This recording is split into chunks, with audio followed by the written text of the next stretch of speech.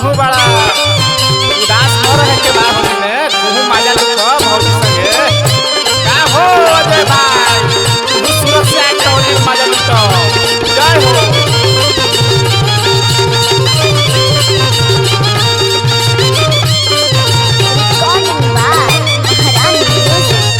चलिए आई भैया उस साल के भांति इस साल भी आप सबके बीच में हम गायक श्याम सुरीला आप सबके आशीर्वाद से इस साल भी हम रौरा सबके पसंद लाइक हम ये गाना भेजा तनी रौरा सब प्यार दुलार दी आशीर्वाद दी।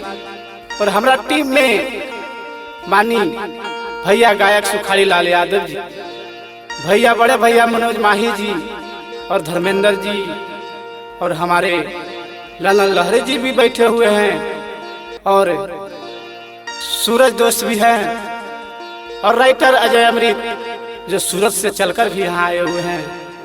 और ये सबका आशीर्वाद है आप सबका बीच में। ये होली का बहुत ही अच्छा सॉन्ग है तो आप लोग इस गाना को सुनिए, ढेर सारा प्यार आशीर्वाद दीजिए। बस प्रणाम नमस्कार। भौजी करी के सिंगार अगाना में पिसेली हरदिया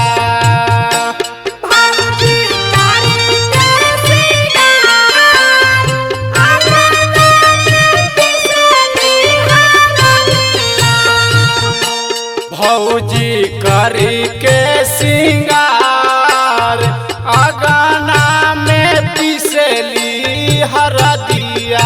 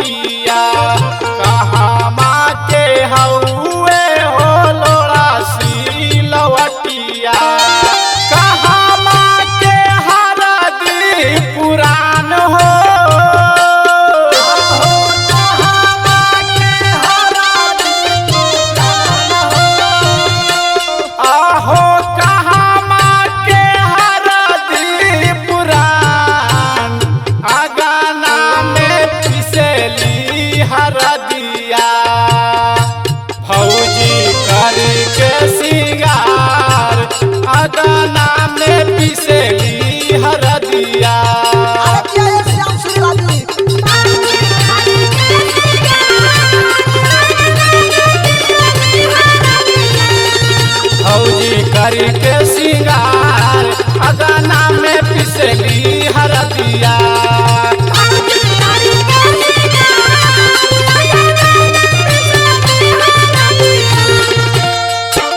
नैहरे के हौवे होसी